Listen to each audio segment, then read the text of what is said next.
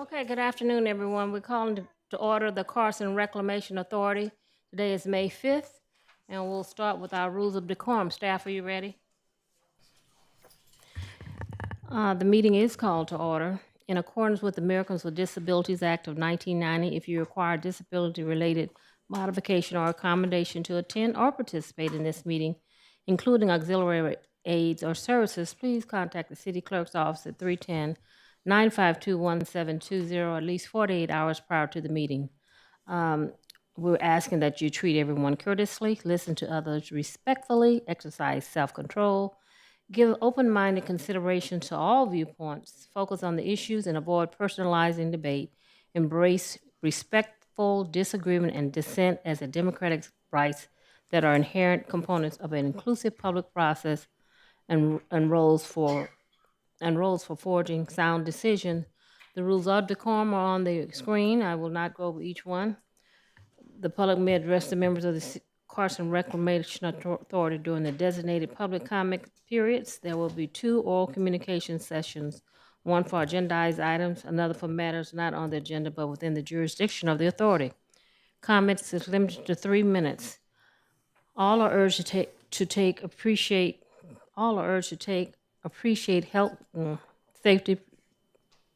That doesn't even sound right. Precautions, yeah. Before entering the meeting, that should be appropriate staff.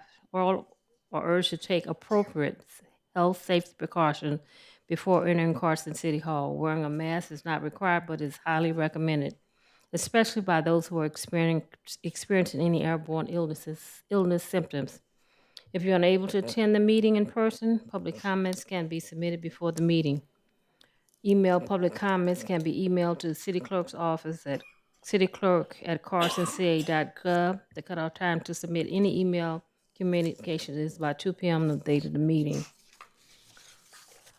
Written communications can be dropped off at the city clerk's office. The cutoff time to submit any written communications is 2 p.m. on the day of the meeting. Written communications dropped off to the city clerk's office or any email received will not be read aloud during the meeting, but will be circulated to the board and incorporated into the minutes.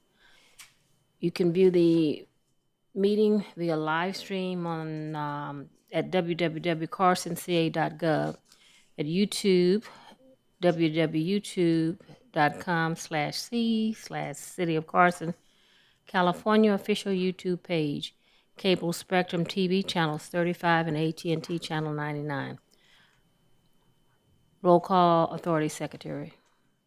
Thank you, Madam Chair. Board Member Hobson. Here.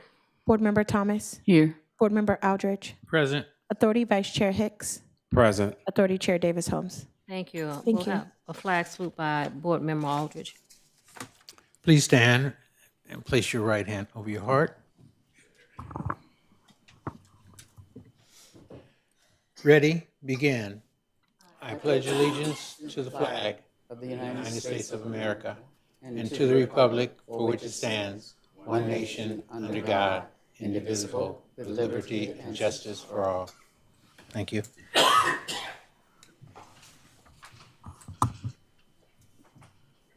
Invocation, Board Member Thomas.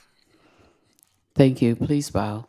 Most gracious Heavenly Father, we're so thankful for yet another opportunity that we have to meet and discuss the business of the city and make decisions for the residents of this city. We pray that we will be all of like minds and make wise decisions as we continue to develop this city and make it as beautiful as it can be. Thank you for all of your many blessings.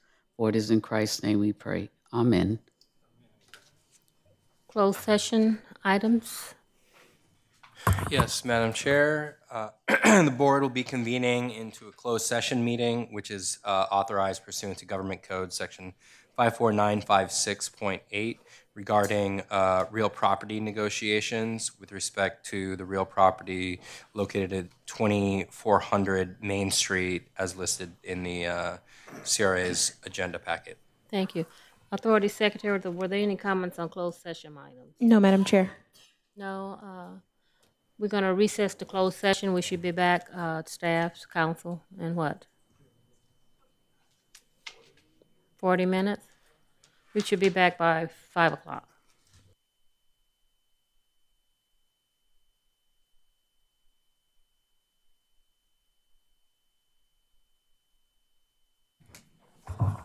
I have to wait till they get in the back. I have to wait till they get in the back. He just came up. That's my agenda and everything. Reconvening the CRA meeting for Monday, May the 5th. Authority Secretary, report out, please. No. Authority council. Secretary. I'm sorry, Authority. You're right. Yeah, you were. Authority Council. Authority Council. Yes, Vice Chair. The board held a closed session meeting, which is authorized pursuant to Government Code Section 54956.8 regarding real property negotiations, and the executive director of the CRA and the Authority Council gave a briefing to the CRA board regarding the real property and negotiations located at 2400 Main Street. There was no reportable action taken. Thank you. Now, we have any oral communications for matters on the agenda? No, Mr. Vice Chair. Thank you. Approval of minutes? So moved. Second. It's been properly moved in second. All in favor? Aye. Aye. Any opposed? Motion carries. I'm moving quickly. Consent items 3, 4, and 5. Move approval of consent items? Second. It's been properly moved in second. All in favor, say aye. Aye. Aye.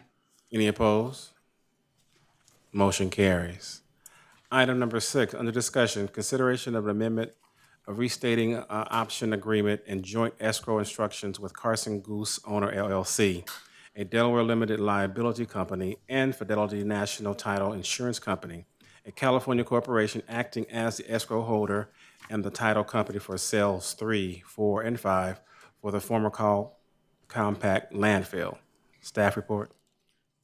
Mr. Vice Chair, I have to excuse myself, but I do want to remind you to ask the question to the developers that we posed in the meeting about the time of ownership at some point in time. About the what?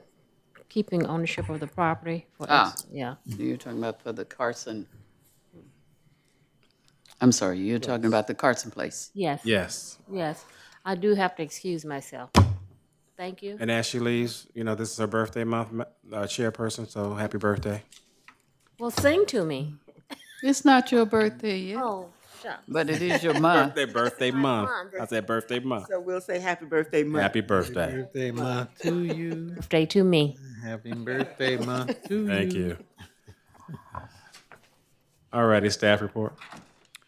Mr. Vice Chair, this agreement is an amended and restated option agreement with Carson Goose Owner for the conveyance of the property known as Cell 3, 4, and 5 on the former Cal Compact landfill, also known as the 157-acre site.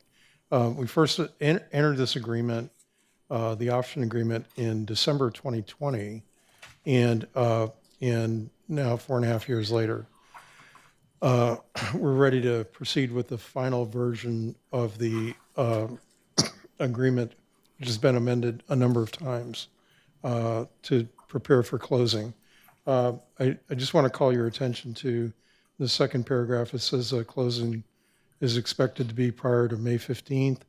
The agreement says May 28th, and there is a provision that if we don't have all the documents and everything that we need ready to close, I have the authority to extend the closing period for another 30 days after that to the end of June. I'm not going to go through all of the history on the site. We've had this project in front of the board a number of times, but it is a conveyance of cells 3, 4, and 5 to the developer. It's a surface lot. The developer is responsible for all the project entitlements, which it has received, and also is responsible for the construction of design, financing, construction of all the remedial systems on the property, for cell 3, 4, and 5. They will continue to pay under the carry cost obligation until the end of November. One of the closing conditions is that they annex into the existing Community Facilities District, CFD 2012-1, and agree to annex into a replacement CFD that we've been negotiating with them for a number of years. That would be CFD, I guess it'd be CFD 2025-1, which would replace the existing CFD. The purpose of the CFD is for the mechanism for which they would pay for the operation and maintenance costs of essentially the remedial system and the site management costs on the site. That would be ultimately paid through the CFD. There are a number of other attached documents. There's an easement for the landfill operations center as part of the conveyance. They will acquire the land underneath the landfill operations center, the surface lot, and the CRA will get an easement back to be able to operate the landfill operations center. There's a license agreement that governs the CRA's ability to access the site for the purposes of O&M and certain construction activities. There's a provision on the reuse, what's called reuse materials, which are materials that are stored on the site. There's landfill liner, there's pipe, there's a number of other building materials that are stored on the site that goes to them as part of the acquisition, but the CRA has certain rights under that. It governs the payment of the contribution toward the construction of Leonardo Drive. There's I mentioned the carry costs after closing. There's a provision for the monthly funding payments, which is part of the acquisition. Part of it's not the acquisition cost. Part of the ongoing costs of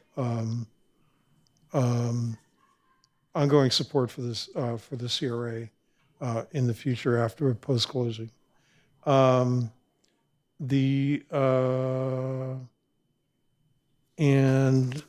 that's it. The staff report does contain a brief description of what each of the exhibits are. I did cover most of those. Exhibit E is the one that covers a lot of the remedial system requirements and things related to the construction activity on the site and our ability to continue to operate the O&M's the gas and groundwater extraction system and the gas collection system on the site. And that I think concludes my report. That covers most of what's in the agreement. I know the chair did remind the vice chair or somebody on the commission to ask a question of the developer related to the ownership of Carson Place. If you want to do that, or I'd be happy to answer any questions first if you want to do that before you pose the question to the developer. Sure, let's do it before.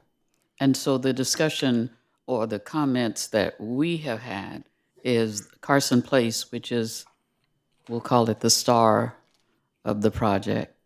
And it will be available to the residents of Carson. And as the developer, Carson Goose, made their presentations in the past, it has always been stated that there would be no transferring of that section of the project. What we're hearing now, or what we have heard in the coverage, is that there's a chance that that could be transferred to new ownership once it is completed.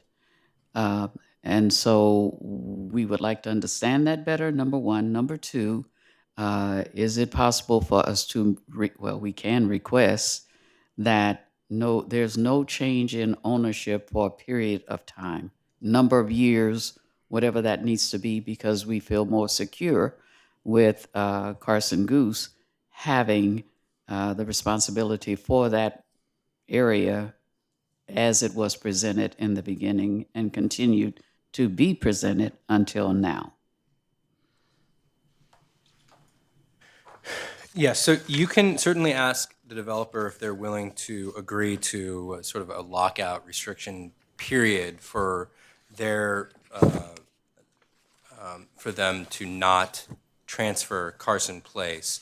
The provisions, though, in the option agreement specifically provide for their restrictions against transfer of Carson Place, in that you have the right, once it's completed, to have reasonable discretionary approval over any proposed transferee that they are intending. And the provisions specifically state that they've got to provide you with documentation showing that the transferee is consistent with has the operating capacity that is consistent with your intentions for operating Carson Place in a first-class manner. And they have to provide documentation to you that they have experience in leasing and operating high-quality retail projects similar to your expectations for Carson Place.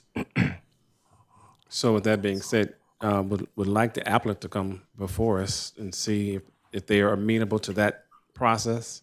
Because what we would be looking to do is, yes, what you've just read and stated, Assistant City Attorney, is certainly acceptable, but we want to amend that to include after a period of time.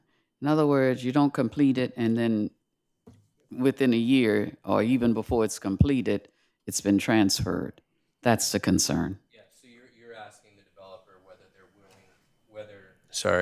they're willing to agree to a period after the project is completed to not have the ability to transfer the lot on which Carson Place is operated. Exactly. Yes. Brandon? It's not on. Yeah, it's not on. Just press a button or something. Button, a little circle.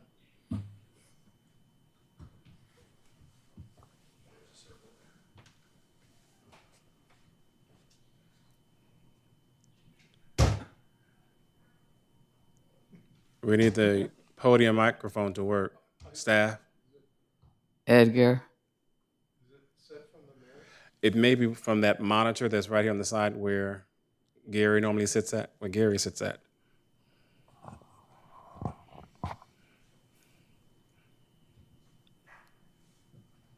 Oh, it's on. We're here. Oh, he did It's it. on. He did it. Let's Thank do you, it. Edgar. Let's go. He got it on. I guess I state my name for the record. My name is Brendan Kotler on behalf of Carson Goose Owner LLC. I've listened to your questions, so I don't necessarily know that you guys all need to repeat it. I think as the authority attorney mentioned, so just to provide full clarity, the only change in terms of the language, I know it's a roundabout way, and I will answer your question, but I just want to make sure we're all on the same page. The original option agreement was negotiated before any of the City of Carson entitlements were negotiated. So we had an option agreement, we had language relating to transfers within the option agreement. Then we went through our entitlement path with the City of Carson. Separate agreements, separate negotiations, separate bodies making those decisions.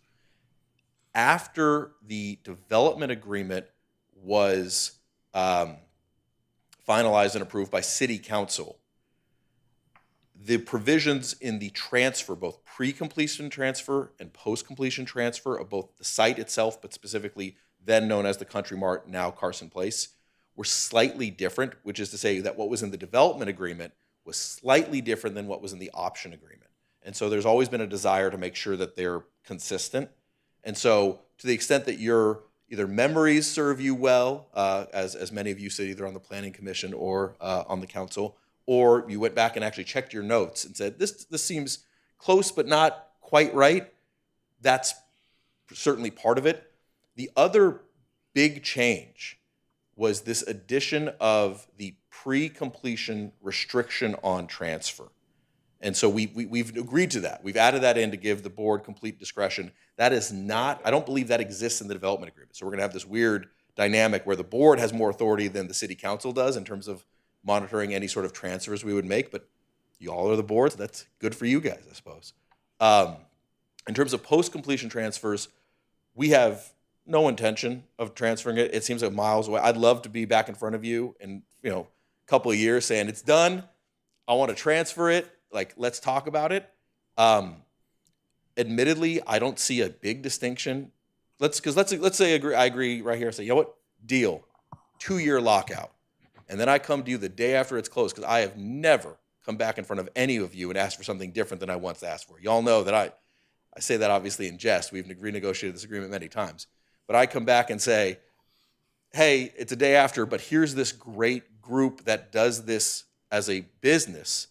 Y'all would have the discretion to make that decision and potentially agree to a change. I believe that discretion is already written into the document. If you would feel better, just feel better by having a date as to a true lockout period, knowing that we could come and try to ask for some reprieve. I have no issue taking that back, talking with the team. I don't want to act as though I immediately have authority from the dais. Let me talk to the team, work with the authority director, and come to something that gives you guys the warm and fuzzies. But again, we have told you when there are groups that have interest in this site.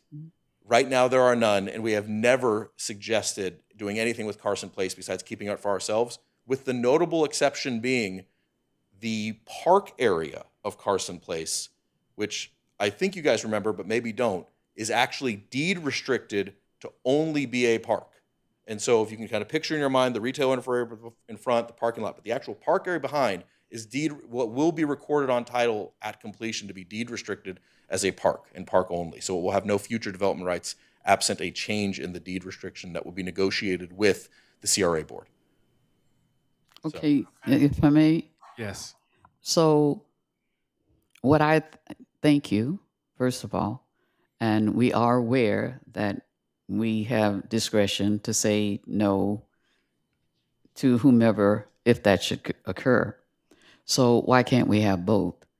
With the thought being, let's just say you come. Following month, everything is complete and we want to transfer. And we have someone who will do a much better job than us. We should have the option to look at that. And if we feel comfortable with that, be able to say, okay, we will eliminate that and we will exercise our discretion, our option to agree with whomever you're going to transfer to, but still have in that section the agreement that there's a timeline, a lockout period, as you refer to it. It could be 2 years, it could be 3 years, whatever that agreement is, and I understand you have to take it back, but whatever that agreement is, we also have the option of dismissing that agreement if we agree that you've come back with someone who's better than you to handle it. I think that, not to by any means interrupt or prevent any members of the board from speaking as well, I think that's perfectly reasonable. And the way I would look to negotiate this with authority, council, and the director would be the distinction between absolute or complete discretion and reasonable discretion, which is reasonable to say, discretion, yes. well, right now y'all have reasonable discretion. And reasonable in this context, and not to put my lawyer hat on. Oh, put your lawyer hat on. Spent a few years in law school, as obviously authority council can advise you. But reasonable discretion is typically a term of art that sometimes, in fact, has legal ramifications. There's a determination of what is reasonable. Absolute discretion is absolute. And so where we could do is say, for whatever this lockout period would be, y'all would have absolute discretion, but after that, your discretion would just default back to what's in the language right now, which is reasonable. And that's where the reasonableness factors in terms of other groups that have like similar styles of projects and have shown the ability to do that. So I think that's something that we could look at doing in these next couple of weeks here as we try to wrap this up and get this thing signed and closed, if that's to the authority's liking. Vice Chair, that works for me. That works for me. I'm just trying to figure out something that you made a statement in regarding I guess if it goes back to the board, a vetting process for whoever that might be that you've identified as a person, I think my colleague made that kind of a statement to look at some a vetting period of time, and that may be something that needs to be added in there that we have 90 Certain amount of days to time, do yeah. a vetting. You see what I'm saying? Yeah. That way, so it's not something that's today and tomorrow, that kind of thing. I mean, detailing it to the point that it's detailed. What I'm saying. Yeah, I don't know that we have notice provisions in the transfer. We have some. We can look at that. Yes. There aren't provisions like that in there, but we could add provisions that allow you the time to review. Yeah. Yeah, typically agreements like this, when you have any sort of discretion, whether it's reasonable or absolute, there typically isn't some defaulted timeline where if you have not acted, you lose that discretion. So you'd be covered anyways, but we can lay out a process. Again, we're on hypothetical on top of hypothetical at this point, but we're happy to do it. It's just keeping both of us on our P's and Q's and making Always. sure we do what needs to get done in a timely manner. Well, and again, if we're talking about years from now, it might not be, candidly, any of us who are sitting in this room Thank you. right So now. at least that's in place for whoever's here. You know, I have an optimistic view. It is not going to be that You long. more than me sometimes, but that's okay. That's okay. I understand. Thank you for that. Thank you. Yeah. So if there are any other questions, obviously happy to answer them. Any of the colleagues have any questions? No? And on the prior point, you were okay giving the authority council the right to negotiate this term and Yes.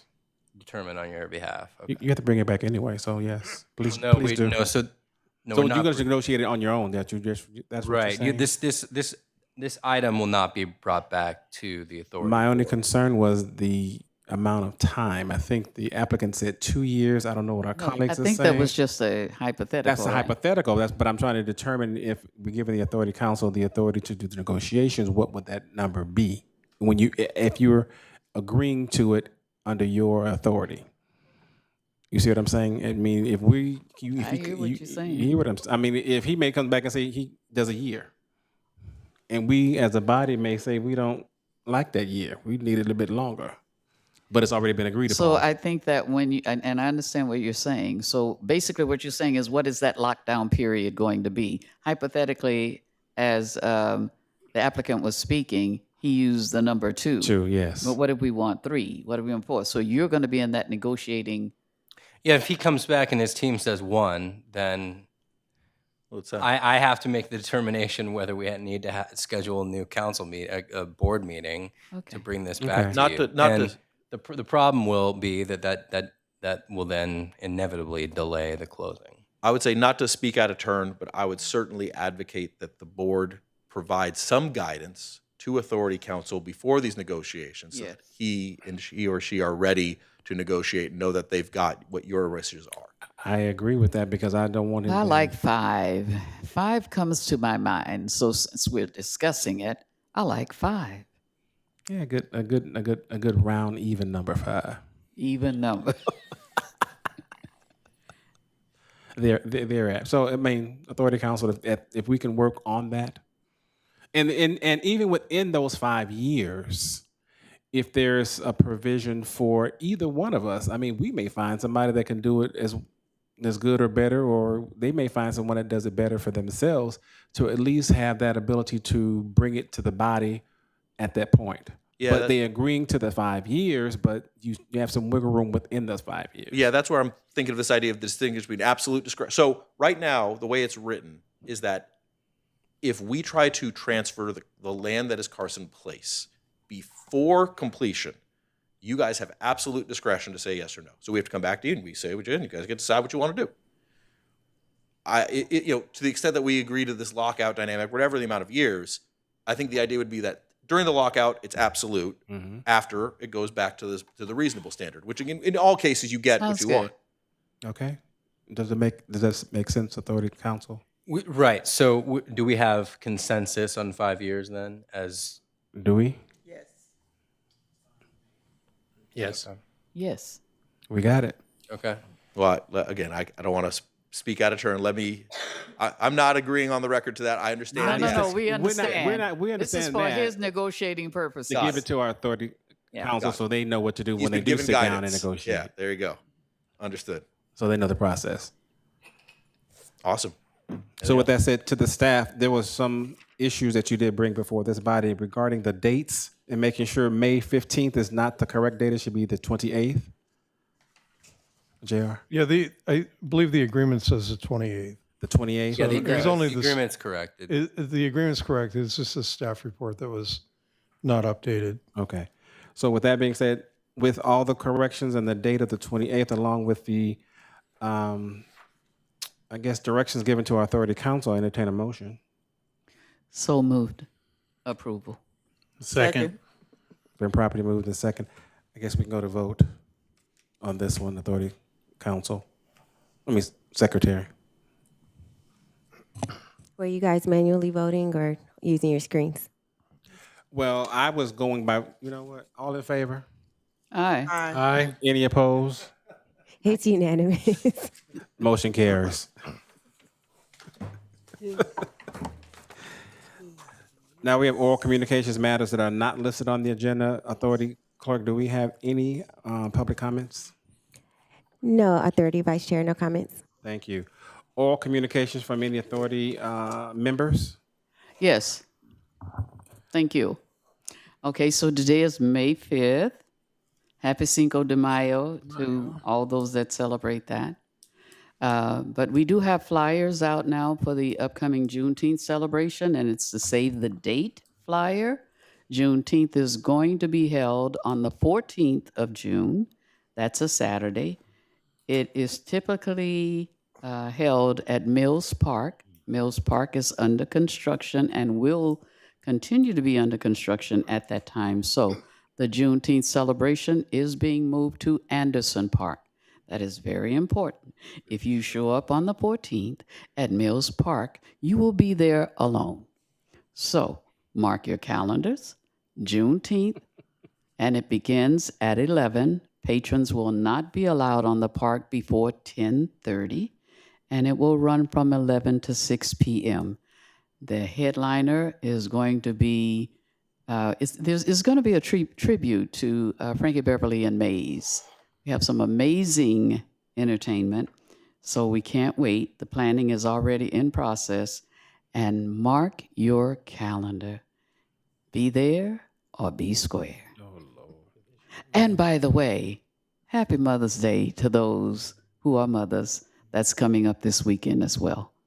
And happy birthday to our mayor. I am complete. Thank you. Thank you. Aldridge? Okay, I just wanted to wish the mothers happy Mother's Day, and to add on to what Diane said, that the Juneteenth celebration will be at Anderson Park this year only. So it's not a new trend we're starting. It's just because of the construction. So that's it for me. Thank you. Authority Hobson? Well, I just want to wish all the mothers happy Mother's Day as well. Thank you. Thank you. I also want to wish all the mothers happy Mother's Day. Thank you, Authority Thomas, for the information about the upcoming Juneteenth celebration. It's still in District 3. I always say that over and over again. It hasn't moved out of the district. It just moved to a different park within District 3. But again, to the mayor on her birthday month, happy birthday. Staff, do you guys have anything you want to add or any items you want to discuss? None? No, Mr. Vice Chair. Thank you for that. Madam Clerk, anything you want to add? Happy Mother's Day to everyone from the clerk's office. Happy birthday to our mayor. Everyone have a good evening. Thank you. With that being said, for the order, we are adjourned.